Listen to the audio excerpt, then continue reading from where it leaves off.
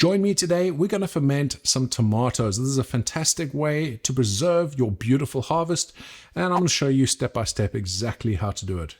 Let's get out into the garden, pick ourselves some beautiful tomatoes.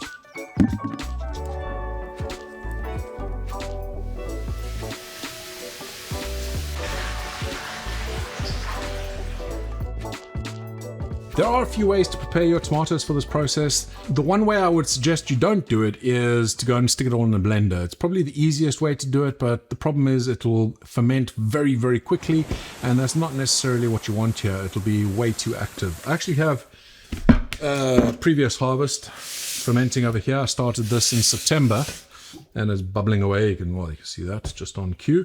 As you can see, this is quite full. That's about up to there. Now, if I had mashed this up instead of doing what I'm going to show you today, then this would probably have overflowed. We would have had some stuff coming up there. The other benefit of what I'm going to do today is you don't waste as many tomatoes. If you are blending them, then I would say throw away tomatoes like that. If you have a look, you can see it's damaged on the end, probably a bit of blossom end rot. That's not ideal, but if we do it this way, I can easily cut that off. That there is still perfectly fine. That, not so much. We'll be throwing that into a bin. So all we're going to do is just quarter it, or just you want small pieces like this. It doesn't have to be too big, doesn't have to be too small either, so it's not too much work.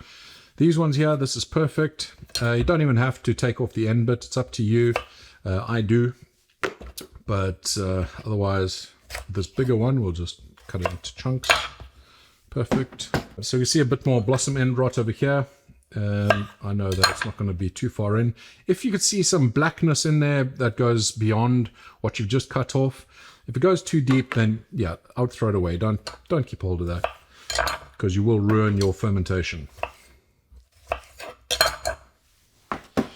Okay, we have finished up with the tomatoes. You can see they're all looking lovely in there. There's the scraps, which the chickens are going to love later on. I need to weigh these tomatoes to see how much we have, and it's really easy when you have two identical buckets.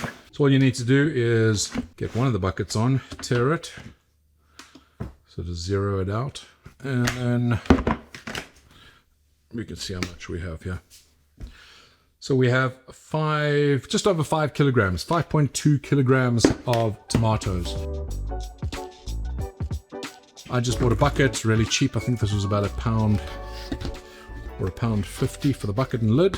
I've drilled a hole, and we're going to fit a little grommet. I'll leave links for these things down in the description below so you can do it yourself. I actually made a video showing a few different methods of making these fermenting containers, so maybe go check that out. I'll link that down below as well. It's a little bit fiddly, but there you go. That is nice and tight, and we're going to be using an airlock in there. That's why we're actually creating a grommet. I probably should have explained that. So an airlock is just something like this. You get a few different types. Here's another airlock. It doesn't matter which one you use, they're all good. I personally prefer the S airlock like this, but these ones here work perfectly well as well.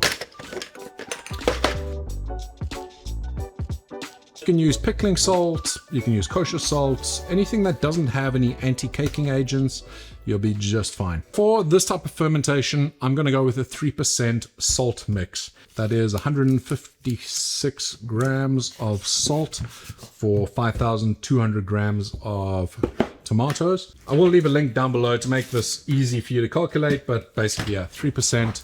That means 3 grams for 100 grams of your product.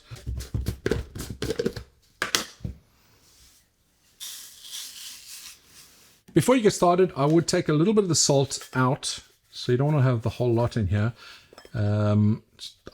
Just a little bit. I'm using about 1/5 that I'm taking out, and we'll see what we need that for a little bit later. Make sure that you have everything sterilized firstly, and then sanitized. I have a whole video on how to do that effectively. I already sterilized this. I'm using Star San at this point, which is just my no-rinse acid sanitizer. Anything that's going to come in contact with the tomatoes, you want to make sure is sanitized, especially at this stage. It just ensures that you have a successful fermentation. Okay, let's start spooning in the tomatoes.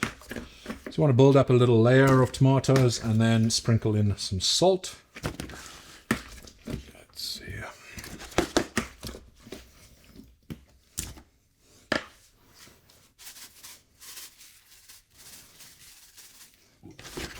Oh, these smell so good.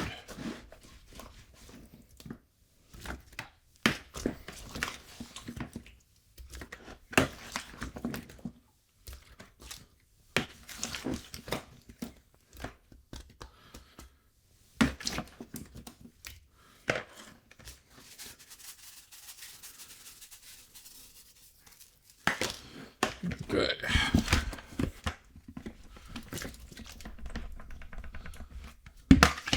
Now you want to give this a bit of a mix, and ideally you want to squish them down a bit.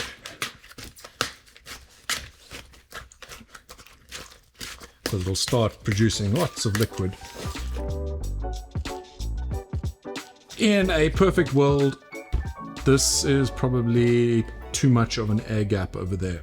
But this is going to be a fairly active fermentation, and that means that there's going to be a lot of CO2 produced relatively quickly.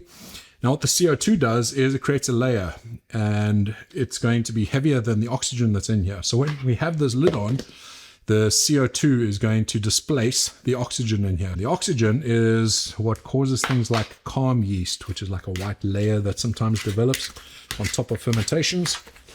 And if you do this properly, you won't have that problem. But yeah, ideally I'd like this to be probably about 1.5 inches from the top here, similar to what I've done in that bucket. Okay. Something else I'm going to do to help this stay safe and not create any pathogen growth, especially in the initial stage, because once it starts fermenting, the lactobacillus is going to be the most active biological thing in here, and it'll take over anything else that might try and grow. But what we can do here is this little bit of salt we had left behind, sprinkle it over the top once you've mixed it all down, and that's going to create another little layer there. Once you've done this, don't mix it up again, and try not to do that. Okay, that's that. Straight away get this covered over and sealed.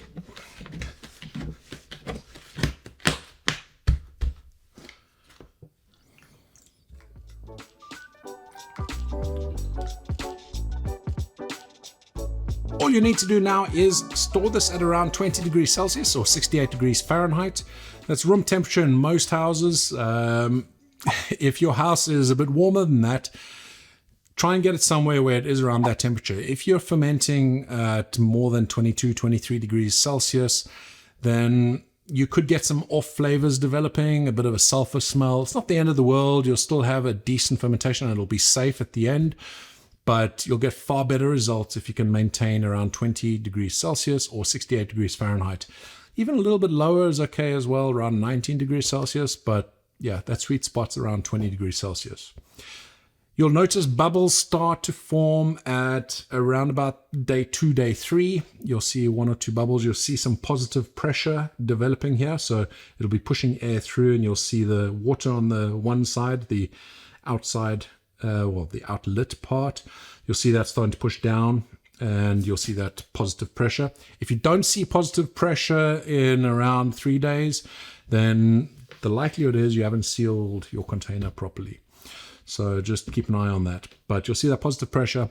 By day 7, you'll be seeing those bubbling away once every 20, 30 seconds. And then after about 2 weeks, you'll see that, well, it'll be about 10 days to 2 weeks. You'll see the bubbling slowing down, but it's not finished yet. Let it go for at least 3 weeks. Now, I've got a couple of videos talking about minimum and maximum times to ferment. And I would recommend going and check that out if you've never fermented before, and it'll tell you why you need to do that.